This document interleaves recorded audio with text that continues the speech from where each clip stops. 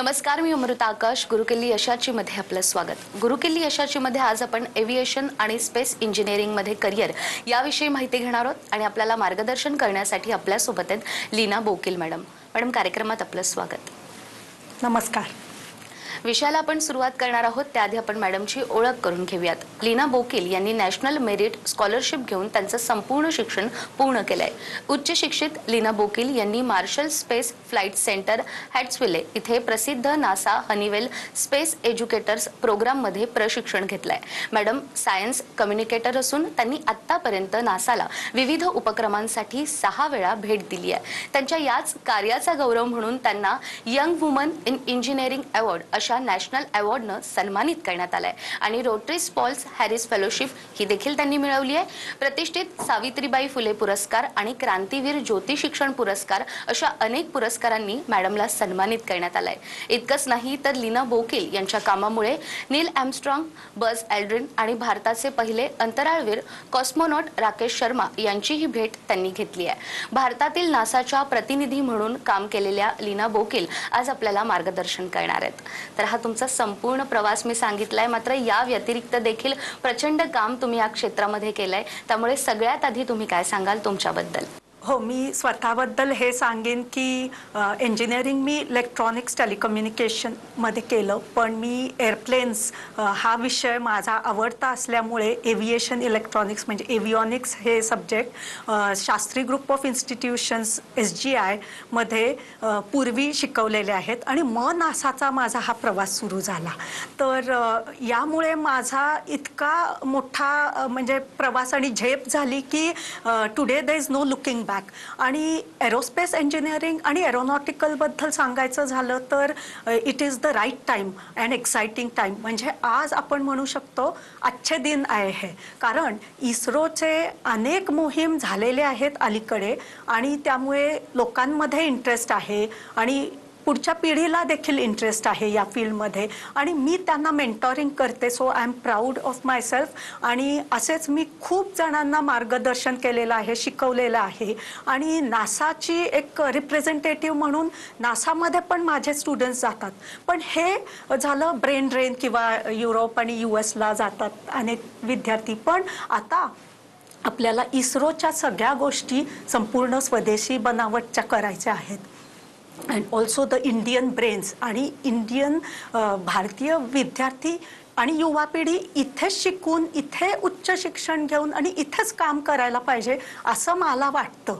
तर त्यामुळे आता मी हा माझा सगळा पुढचा प्रवास त्यासाठीच मी डिवोट करणार आहे. My time and my energy to mentor people, youngsters आणि त्यांना इथे राहण्यासाठी मी आता प्रेरणा देणार आहे. अगदीच जसं तुम्ही आता सांगितलं की विद्यार्थ्यांनी या क्षेत्रामध्ये यावं आणि त्यांनाही करिअरच्या वेगवेगळ्या संधी उपलब्ध आहेत. तर एरोस्पेस इंजिनिअरिंग म्हणजे काय यापासून सुरुवात करूया, काय सांगाल? हो, स्पेस सेक्टर म्हणजे आता जे इस्रो आणि नासाचे लॉन्चेस होत असतात आणि रशिया, युरोपियन स्पेस एजन्सी, तर तिथे काय असतं की रॉकेट सायन्स टेक्नॉलॉजी हा एक भाग झाला आणि स्पेसक्राफ्ट विषयी आणि त्यामध्ये पेलोड जे पाठवतो, सॅटेलाइट्स, वेगवेगळ्या टाईपचे सॅटेलाइट्स, कम्युनिकेशन सॅटेलाइट्स आणि नॅव्हिगेशन आणि डिफेन्स आणि एरोस्पेस या 2 गोष्टी दे गो हँड इन हँड.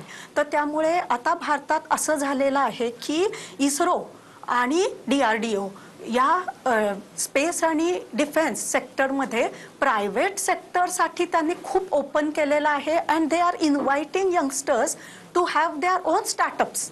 त्यामुळे मी आता स्टुडंट्सना, या यंगस्टर्सना जे आता इंजिनियर होणार आहेत किंवा झालेले आहेत, त्यांना मी हे एनकरेज करते की बाहेरच्या देशांमध्ये न जाता भारतासाठी काम करा and this is the right time to create our own ecosystem for startups, R&D आणि या क्षेत्रासाठी यामध्ये काम करण्यासाठी तुम्ही राहा इथे आणि हा अभ्यास करा आणि हे बनवा इथे.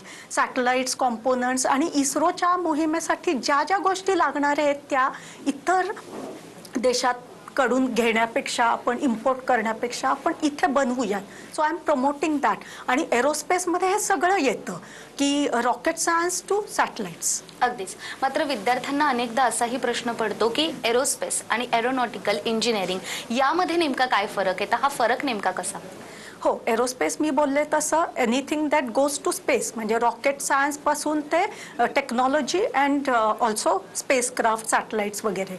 पण aeronautical engineering it deals with how to make, design and develop the aircraft आणि एअरक्राफ्टचे इंजिन्स आणि इतर कॉम्पोनंट्स. मग एअरक्राफ्टमध्ये म्हणजे विमानामध्ये ज्या ज्या गोष्टी असतात, कॉकपिटमध्ये जे इलेक्ट्रॉनिक्स असतात त्याला एव्हिओनिक्स म्हणतात, to instrumentation, IT, computers, programming, ह्या सगळ्या रिलेटेड कोर्सेस हे सगळे एरोनॉटिकल इंजिनिअरिंगमध्ये येतात.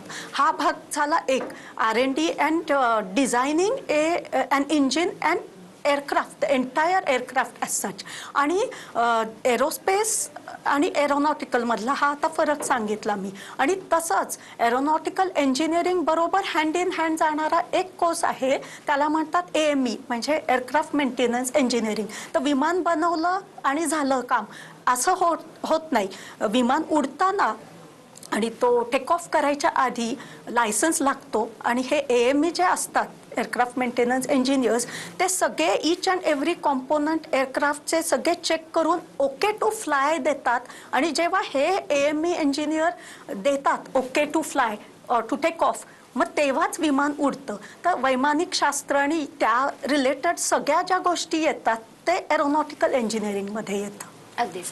विद्यार्थ्यांना एव्हिएशनमध्ये खरं तर वेगवेगळ्या संधी आहेत, मात्र एरोस्पेस किंवा एरोनॉटिकल इंजिनिअरिंगमध्ये जेव्हा विद्यार्थी ॲडमिशन घेतो तेव्हा रोजगाराच्या संधी नेमक्या कोणकोणत्या आहेत आणि मग वेतन श्रेणी देखील नेमकी कशी असते? हो, एरोस्पेस इंजिनिअरिंग केल्यानंतर नासा आणि इतर देशांमध्ये बाहेर स्टुडंट जाऊ शकतात, पण ते सोपं नाही आहे. You have to be an American citizen or European or Russian citizen, आणि ते सोपं नाही आहे. तर इथे बसून आपण इस्रोला अप्लाय करू शकतो असं आता मुलांच्या लक्षात आलेलं आहे. आणि इस्रोमध्ये जॉब आहेत, जॉब अपॉर्च्युनिटीज खूप आहेत, DRDOमध्ये आहेत. आणि DRDO आणि इस्रोमध्ये इंटर्नशिप देखील मुलं इंजिनिअरिंगमध्ये असतानाच करू शकतात. आणि plus they can get a job later on in ISRO और DRDO. तर हे झालं aerospace and defence related, they go hand in hand somewhat. आणि मिसाईल टेक्नॉलॉजी आणि हे सगळं डिफेन्समध्ये येतं. तर हे aerospace engineering course BTech arrow space केल्यानंतर खूप संधी आहेत आणि त्यांना छान जॉब पॅकेजेस मिळतात. की any engineer who is working in IT और मेकॅनिकल इंजिनिअरिंग आणि जनरल ब्रांचेसमध्ये करतात तसेच पॅकेजेस आहेत. इनफॅक्ट एक गोष्ट आहे की इस्रोमध्ये जॉब केल्यावर एक देशभक्तीचा आणि देशासाठी काम करतो हा एक वेगळा आनंद and it's a proud feeling. आणि तसंच डिफेन्ससाठी करताना आपण आपल्या भारतासाठी आणि डिफेन्ससाठी करतो हा एक प्राऊड फिलिंग आहे. आणि पॅकेजेस तर चांगले आहेतच, ranging from 10 lakh rupees per annum to 15-20 even 50 lakh rupees package per annum असे पण मिळतात. एक्सपर्ट्स आणि चांगली संधी मिळाली तर अजूनच छान एक अपॉर्च्युनिटीज आहेत आणि लाईक लुक्रेटिव्ह आहे हे करिअर. आणि प्लस स्टार्टअप जर हे माझंच एक स्वतःचं मी सुरू केलं तर त्याचे जरा फार फेस्ट रिझल्ट्स आहेत, म्हणजे त्याला 2-5 वर्ष लागतात. पण आता अनेक यंगस्टर्स, युवा पिढी ही आता पुढे जाऊन याच्याकडे बघणार आहे की स्पेस सेक्टर आणि डिफेन्ससाठी आता ब्रॉड एंट्रन्स आहे आणि प्रायव्हेट सेक्टरला एंट्री मिळते. त्यामुळे खूप जण आता येत आहेत या फील्डमध्ये आणि इट इज व्हेरी एक्साइटिंग आणि देशासाठी काम करता येतं. आणि स्टेट ऑफ द आर्ट म्हणजे सगळ्यात भारी मस्त टेक्नॉलॉजी जी आहे त्यामध्ये काम करता येतं, त्यामुळे तो आनंद वेगळाच आहे. अगदीच. जसं तुम्ही सांगितलं की गेल्या काही वर्षांचा जर आपण विचार केला तर विद्यार्थ्यांना आता स्पेसमध्ये काम करायचं आहे आणि त्यासाठी वेगवेगळ्या संधी देखील विद्यार्थी शोधतायत. एरोनॉटिकलचा अभ्यास केल्यानंतर किंवा इंजिनिअरिंगला प्रवेश घेतल्यानंतर अभ्यासक्रम नेमका कसा असतो, प्रवेश विद्यार्थ्यांना कसा घेता येऊ शकतो किंवा पात्रता नेमकी काय असते, याबाबतही विद्यार्थ्यांना अनेक प्रश्न पडतात. तर याबद्दल काय सांगाल? हो, आता हा BTech एरोस्पेस एक कोर्स आहे. मग BTech एरोनॉटिकल इंजिनिअरिंग आणि BTech एव्हिओनिक्स या 3 फील्ड्स वेगवेगळ्या असे 3 ब्रांचेस आहेत. आणि हे 4 वर्षाच्या इंजिनिअरिंग कोर्स सारखेच आहेत. 12वी नंतर म्हणजे HSC एक्झाम झाल्यानंतर CET आहे आणि Ajinkya DY Patil engineering college Lohegaon पुण्यामध्ये आणि in collaboration with Shastri group of institutions aero म्हणजे aeronautical engineering and research organisation यांनी हे जॉईंटली कोर्सेस आणलेले आहेत आता तुमच्या समोर. आणि मी म्हणेन की ही चांगली संधी आहे, कारण IIST म्हणजे इस्रोच्या फक्त एका इन्स्टिट्यूशनमध्ये आणि IITमध्ये एक मोजक्या ठिकाणीच फक्त ह्या कोर्सेसची अवेलेबिलिटी होती. बट नाव दीज कॉलेजेस म्हणजे अजिंक्य DY पाटील आणि एरो हे प्रोव्हाइड करत आहेत. तर लुकिंग ॲट द डिमांड, कारण आता रिक्वायरमेंट आहे आणि मुलांना आवड आहे या क्षेत्रात यायचं आहे, त्यामुळे हे कोर्सेस डिझाईन केलेले आहेत. आणि मी सांगितलं तसं 12th पास HSC नंतर CET आणि एक अजिंक्य DY पाटीलची आणि एक एरोची अशा CET एक्झाम्स आहेत आणि त्याच्यामधून क्लिअर केल्यानंतर you will get a merit seat. आणि प्लस स्कॉलरशिप्स पण आहेत की ज्यांचे रिझल्ट चांगले आहेत, टॉपमध्ये आहेत, त्यांना स्कॉलरशिप्स पण आहेत. अगदीच. तर जसं तुम्ही सांगितलं की अभ्यासक्रम, पात्रता आणि विद्यार्थ्यांना 12वी नंतर देखील एक पूर्वपरीक्षा दिल्यानंतर ॲडमिशन घेता येऊ शकतंय. त्यामुळे स्पेसमध्ये आता विद्यार्थ्यांना करिअरच्या वेगवेगळ्या संधी उपलब्ध आहेत. याच संधींबद्दल आपण मॅडमकडून आणखीनही माहिती घेणार आहोत एका छोट्याशा ब्रेकनंतर.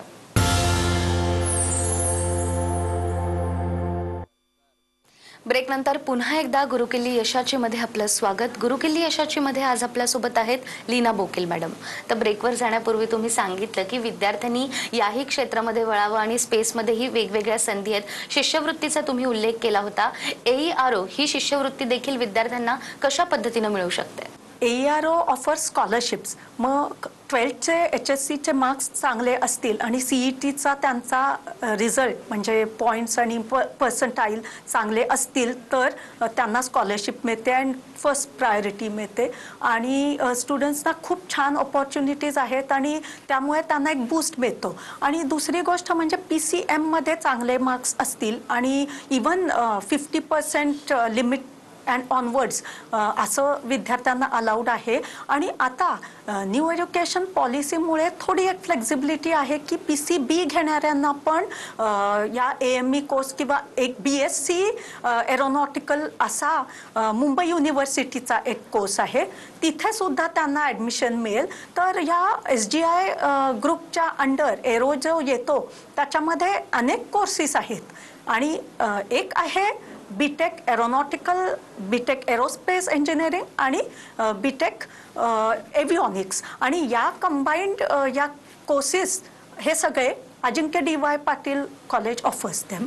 आणि बाकीचे जे आहेत ते स्वतःचे त्यांचे जे SGIच्या ग्रुपमध्ये विंग्स एरोनॉटिकल आहे आणि एक केबिन क्रू कोर्स आहे आणि anything and everything related to aviation म्हणजे केबिन क्रू, एअर होस्टेस पासून ते एव्हिएशन मॅनेजमेंट असे कोर्सेस देखील आहेत. आणि मगाशी मी सांगितलं तसं AME एक कोर्स आहे जो DGCA म्हणजे director general of civil aviation approved आहे.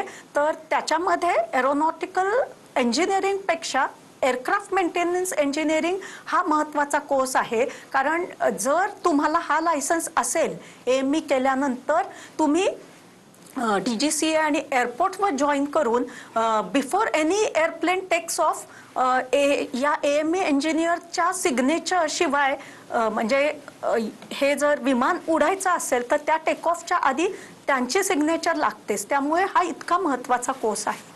अगदीच. आणि प्रत्येक विषयामध्ये खरं तर विद्यार्थी स्पेशलायझेशन देखील करू शकतात असे हे सगळे कोर्सेस आहेत. मात्र काही विद्यार्थ्यांना समजा एअरलाईन्समध्ये करिअर करायचं असेल तर त्यासाठी देखील नेमक्या कशा संधी उपलब्ध आहेत?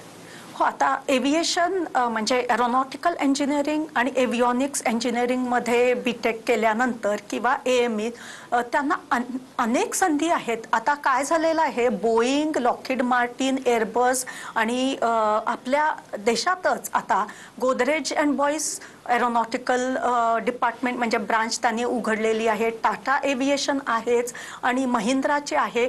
असे इतके कंपनीज आता मेजर इंडस्ट्रियल कंपनीज म्हणजे मेकॅनिकल इंडस्ट्रीज ज्या भारतात पहिल्यापासून आहेत तर ते आता एव्हिएशनमध्ये एंटर करतात आणि केलेलं आहे ऑलरेडी. त्यामुळे या स्टुडंट्सना म्हणजे इंजिनियर झाल्यानंतर अनेक संधी आहेत आणि छान पॅकेजेस आहेत, attractive packages, and they get to work in their relevant field. अगदी जसं तुम्ही आता सांगितलं, मग या अभ्यासक्रमाबद्दल देखील पुढे विद्यार्थी नेमकं कशा पद्धतीनं फॉलोअप घेऊ शकतात, पात्रता काय आहे, त्यांना प्रवेश कुठे मिळू शकतो आणि त्याची काही पूर्वपरीक्षा असते का? हो, मगाशी मी सांगितलं तसं शास्त्री ग्रुप ऑफ इन्स्टिट्यूशन्स ही पुण्यामध्ये आहे आणि गेले 20 वर्ष जवळजवळ एव्हिएशन फील्डमध्ये आहेत ते. आणि आता इग्नोचा कोर्स आधी होताच, बीटेक एरोनॉटिकल इंजिनिअरिंगचा, पण हे जे नवीन कोर्सेस आता ऑफर करतो आपण, BTech aerospace, BTech aeronautical engineering and BTech avionics, हे Ajinkya D Y. Patil engineering college, Viman Nagar म्हणजे लोहगाव, पुणे इथे आहे. आणि त्यामुळे तुम्ही स्टुडंट्सना ज्यांना इंटरेस्ट आहे ते तिथे जाऊन जरूर कॅम्पस बघतील. आणि महत्त्वाची गोष्ट म्हणजे SGI ग्रुपच्या खाली हा एक एरो नावाचा येतो, म्हणजे aeronautical engineering and research organisation. तर आमच्या लॅब्स आहेत, R&D लॅब, इन्क्युबेशन सेंटर, आणि सगळ्यात महत्त्वाचं म्हणजे वर्कशॉप आणि लॅबॉरेटरीमध्ये ॲक्च्युअल एअरप्लेन्स आणि विंड टनल्स आणि सिम्युलेटर वगैरे बसवलेले आहेत, जेणेकरून इंजिनिअरिंग स्टुडंट्सना हँड्स ऑन एक्सपिरियन्स मिळतो. आणि हे सगळं इथे आहे अवेलेबल. आणि बाकीचे डिटेल्स हवे असतील तर you can visit website and contact for further details.